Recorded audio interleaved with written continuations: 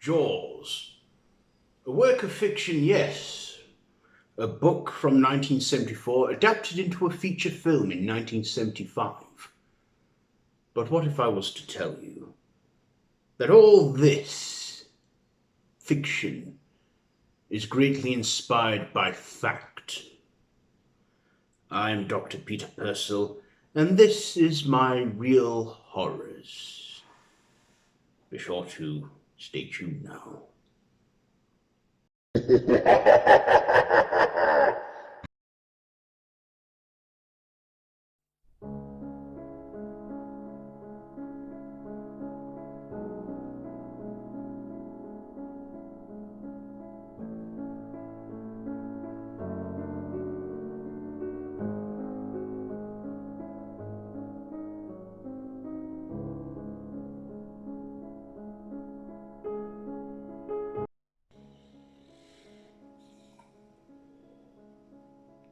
Why, hello there. I am Dr. Peter Persil, psychiatrist and neurosurgeon. So, this is my real horrors, and in this, with the anniversary of this incident very close, 106 years, I thought I would talk to you about, well, the story that may or may not have inspired the 1975 blockbuster hit, Jaws. So, 1916. Now, of course, the film Jaws terrified a generation. It changed the way we look at water and the sea, and also how we look at sharks. But I can tell you that the great white shark, many sharks, are very misunderstood animals. They only eat when hungry. They only hunt fish. They just mistake us for food. Once they realize we're not part of their food chain, they let us go. And they're very curious too. Of course, they don't have hands or arms, so they can't feel us with our hands. Well, they don't have hands, they only use their mouths. But of course, this all didn't start from 1975, the way we look at the sea. It goes way back even further, to the summer of 1916, in New Jersey, the United States. The Jersey Shore shark attacks of 1916. So, let's look at this article here I have ready on my computer. So, these were a series of shark attacks that happened on the coast of New Jersey in America between July 1st and July 12th, 1916, in which 4 people were killed, 1 injured, so they lived to tell the tale. And basically it started off as, well, what happened was it started on July 1st, as I've said already. So, July 1st, a young athletic gentleman was taking a swim in the Jersey Shore Sea. Of course, he did not see the fin tearing through the water. But of course, he then soon felt the animal biting at his leg. At first, people thought he was playing a harmless prank. But of course, once they saw a massive pool of blood gush out of the water, they knew that he was in real terror. Unable to save his life as his injuries were too severe, he died. Then, about a couple days later, another young gentleman went swimming in the sea. He again was attacked, had both his legs bitten off, and they were unable to save him. This was indeed tragic. Of course, another attack occurred, where another person was killed, and then a fourth one. Of course, one of those 5 victims had survived and lived to tell the tale. Of course, would never go in the sea again, or let alone the water. So for a while, there was a few days of peace.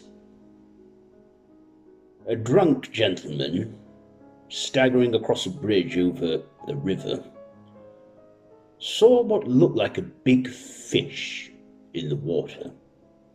Of course, it was a shark, but being drunk and him making a big fuss about it, no one truly believed him. But of course, they should have done. On the 12th of July 1916, a group of young boys decided to take a little swim in the river. One young boy named Lester, who was known for having epileptic seizures, decided to participate in this little activity. But then he was attacked. At first his friends thought him having an epileptic seizure and him just, well, having that. They tried to save him, but then he was taken underwater where blood was seen. He had been attacked by a shark. Lister's body was never found. Of course, this soon took public attention. Of course, it happened on 4 different locations on the Jersey Shore. One incident occurring on Beach Haven, another one Spring Lake, and another one Matawan. And then, of course, another called the Philadelphia River. So 2 attacks occurred on the same beach. Anyway, this caused public panic. People would go out with torches and pitchforks, attempt to rid the animal by throwing dynamites in the river. Of course, that didn't really do much. At first they thought it was a great white shark, but of course it has been scientifically proven that great white sharks cannot swim in freshwater rivers. Of course, if a great white shark was to do that, they would suffocate and die. No, this was a bull shark that can adapt to both waters, fresh and salt water. And they're known to kill more than the great white shark ever does. The great white shark may be the king of the predatory fish, but of course, they're not the most deadliest, no.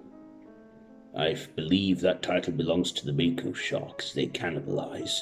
The great white being probably the 5th, and the bull shark being the 2nd deadliest, followed by the tiger, then the blue, and then the great white. But again,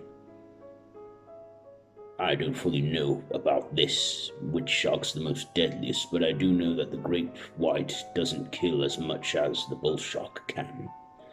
In Africa, they call this breed of shark the Zambezi river fish, because it swims up there. So, these incidents, pretty much after the 12th of July, the attacks stopped. But the small towns, the Jersey Shore, will go on to remember this as the 12 Days of Terror, as shark attacks were very rare, hardly happened, yet they occurred 5 times within 12 days. People never looked at sharks the same way again after this. In 1974, author Peter Benchley had wrote a book called Jaws, set in a fictional beach town named Amity Bay. Of course, people claim that this was his inspiration for his book, but Peter Benchley denies that this was the inspiration for his story. In 1975, a year after, the film was made, directed by, at the time, a not well-known director. You may have heard of him, Steven Spielberg. And he made this film. And of course, it would go on to be known as a masterpiece, tapping fear into a generation, making people see the sea differently, and also develop a whole new fear of sharks. Of course, it also changed the way films were marketed after that, and also shaped the horror genre in a way, as although the film was never intended as a horror, it became one, and to many sits in the category of a horror film. Of course, there are many changes to the book and the film that they do differently, but I'm not getting into the whole fiction. I'm here to talk about the fact. So, Jaws. Of course, this film was such a success, it launched a franchise. In 1978, we had Jaws 2, with the slogan, "Just when you thought it was safe to go back in the water," not as greatly received as its predecessor, but I feel tapped more into the horror genre, as the shark looked even more unsettling. Then, at the time, with the 3D craze going on, they made Jaws 3D, which came out in home media as Jaws 3.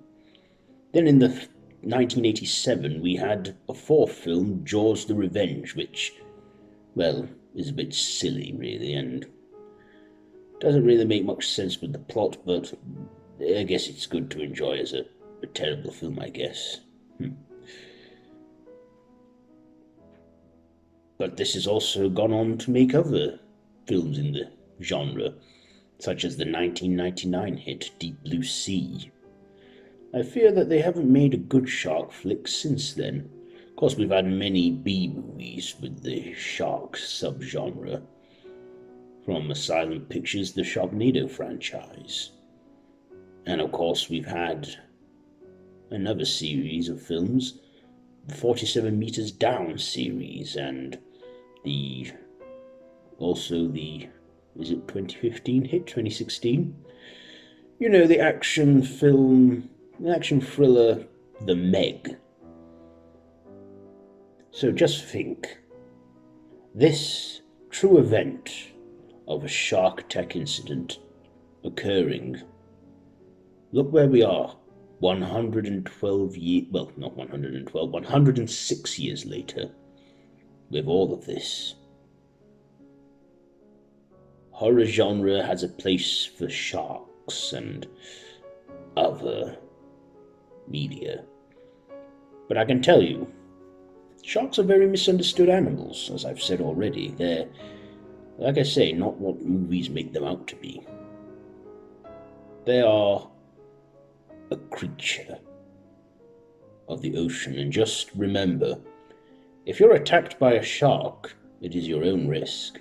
I mean, after all, humans, when swimming in the sea, should remember, or any wild habitat for that matter, whether it be the ocean, the woods, just remember that us humans, we are guests in that environment.